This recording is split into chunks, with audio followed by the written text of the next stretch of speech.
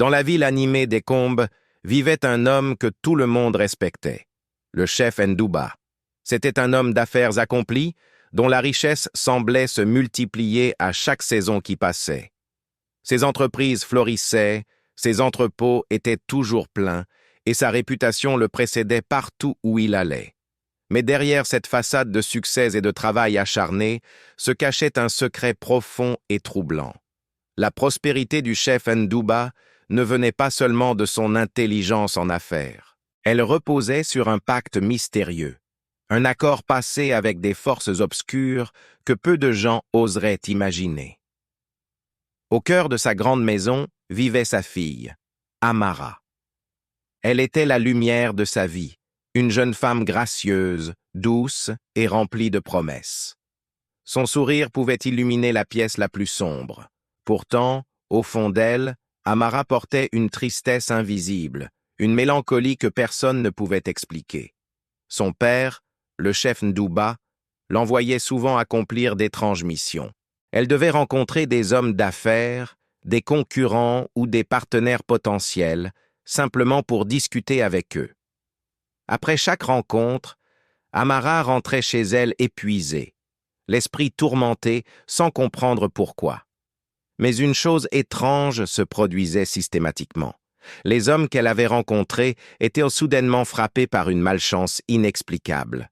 Leurs affaires périclitaient, leurs projets échouaient, comme si une ombre s'était abattue sur leur vie.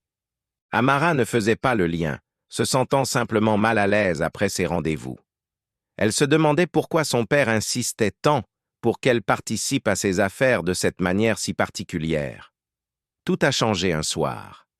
Alors qu'elle passait discrètement près du bureau de son père, elle entendit des voix. Mais il n'y avait personne avec lui. Il parlait seul, ou plutôt, il répondait à des chuchotements invisibles qui semblaient remplir la pièce. Curieuse et effrayée, elle se rapprocha pour écouter. Les mots qu'elle entendit la glacèrent d'effroi. Elle découvrit l'impensable. La fortune colossale de son père était directement liée à des puissances surnaturelles, des entités de l'ombre qui exigeaient un prix en échange de sa prospérité. Et le prix, c'était elle. Amara comprit qu'elle était, sans le savoir, l'instrument de ce pacte maléfique. Son contact suffisait à drainer la chance et la vitalité des autres pour nourrir la richesse de son père. À partir de ce moment précis, le rire d'Amara s'éteignit. La joie quitta son cœur pour laisser place à une peur constante. Elle était devenue prisonnière d'un secret trop lourd à porter, une complice involontaire d'un marché diabolique. Chaque jour était une torture. Elle vivait dans l'ombre de son père, redoutant chaque nouvelle mission, chaque nouvelle rencontre qui la forcerait à jouer son rôle de pionnière du malheur. Les années passèrent, transformant la jeune fille insouciante en une femme hantée. Puis, une nuit sans lune, alors que le silence pesait sur la ville d'Ekombe, le chef Ndouba reçut une visite. Ce n'étaient pas des hommes, mais les esprits avec qui il avait pactisé. Leur présence était palpable, glaçante. Leur message fut brutal et sans appel. Le temps de sa prospérité touchait à sa fin. Le contrat arrivait à son terme. Cependant, ils lui offrirent une dernière option pour prolonger sa fortune. Un sacrifice ultime. Il devait leur offrir ce qu'il avait de plus précieux au monde. Pas son argent ni ses biens, mais sa propre fille, Amara. Le hasard voulut qu'Amara passe devant la porte du bureau à ce moment précis. Elle entendit la demande effroyable des voix désincarnées et la réponse hésitante de son père. Son cœur cessa de battre un instant. La peur qu'elle avait connue jusqu'alors n'était rien comparée à la terreur qui la submergea. Son propre père était prêt à la sacrifier pour conserver sa richesse. Terrifiée, elle courut se réfugier dans sa chambre, s'y enfermant à double tour. Pendant plusieurs jours, elle resta là, prostrée, noyée dans ses larmes, incapable de manger ou de dormir. La trahison et la peur l'avaient brisée. Quand elle trouva enfin un reste de courage, elle décida de tout avouer à sa mère, Ngozi.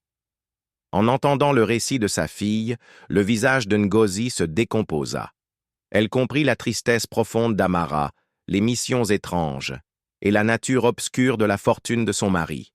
Le puzzle macabre était assemblé. Ensemble, mère et fille réalisèrent qu'elles n'avaient qu'une seule issue, fuir. Elles devaient s'échapper avant que les ténèbres qui régnèrent dans cette maison ne les engloutissent pour de bon. Cette même nuit, alors que le chef Ndouba dormait, pensant son plan en marche, Ngozi et Amara quittèrent leur maison luxueuse. Pieds nus, sans rien emporter d'autre que les vêtements qu'elles portaient, elles s'enfuirent dans l'obscurité. Leur seul guide était leur foi et l'espoir fragile de trouver un refuge. Leur fuite les mena loin, dans un village reculé où se trouvait une petite église. Elle était dirigée par le pasteur Ikena, un homme dont la réputation de foi inébranlable et de courage spirituel avait traversé les frontières.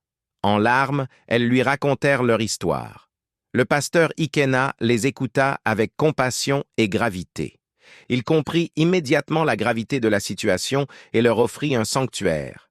Avec son aide, Amara et sa mère commencèrent un long et difficile chemin de prière et de délivrance. Le combat spirituel fut rude, bien plus qu'elle ne l'aurait imaginé. Des phénomènes étranges se produisaient autour d'elle. Des vents violents s'abattaient sur l'église sans raison. Des cauchemars terrifiants hantaient les nuits d'Amara, et des maladies soudaines et inexplicables les frappaient, testant leur endurance et leur foi. Pourtant, elles ne renoncèrent pas. Soutenues par le pasteur et la petite communauté, elles persévérèrent. Chaque nuit, Amara priait, ses larmes se mêlant à ses supplications. Elle lutterait de toutes ses forces pour briser ce lien invisible qui la rattachait aux ténèbres de son père. C'était une bataille pour son âme, pour sa liberté.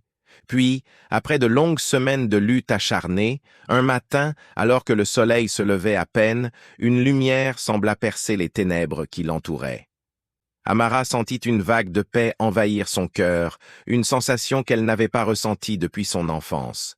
C'était comme si un fardeau incroyablement lourd venait d'être soulevé de ses épaules.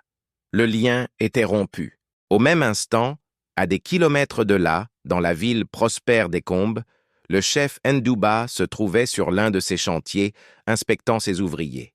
Soudain, il poussa un cri, porta les mains à sa poitrine et s'effondra sur le sol. Des témoins racontèrent plus tard qu'avant de rendre son dernier souffle, il avait prononcé un seul mot, un murmure déchirant, « Amara ». Lorsque la nouvelle de la mort de son père parvint à Amara, elle pleura de nouveau. Mais cette fois, ce n'étaient pas des larmes de peur ou de tristesse. C'étaient des larmes de soulagement, des larmes de délivrance. Les ombres, qui avaient si longtemps poursuivi sa famille, avaient enfin disparu. La dette était payée, mais pas de la manière que les esprits avaient exigé. Les années qui suivirent, Amara et sa mère reconstruisirent leur vie, loin du faste et de la malédiction des Combes. Elles vécurent simplement, mais dans la paix. Les cicatrices de leur passé restèrent, comme un rappel de l'épreuve qu'elles avaient surmontée. Mais le plus important, c'est que le rire revint sur le visage d'Amara. Un rire sincère, libre et pur, le rire d'une femme qui avait échappé à l'abîme, et aujourd'hui encore, dans les rues des Combes, on raconte parfois l'histoire du chef Ndouba, l'histoire d'un homme qui a cherché le pouvoir et la richesse dans les ténèbres, et qui a tout perdu. Et on raconte surtout l'histoire de sa fille, Amara, celle qui, face au sacrifice ultime, a choisi la foi et a trouvé la lumière. Merci d'avoir écouté cette histoire jusqu'au bout. Si elle vous a touché, n'hésitez pas à laisser un commentaire, à vous abonner à la chaîne et à activer la cloche pour ne manquer aucune de nos prochaines histoires. Prenez soin de vous et à très bientôt.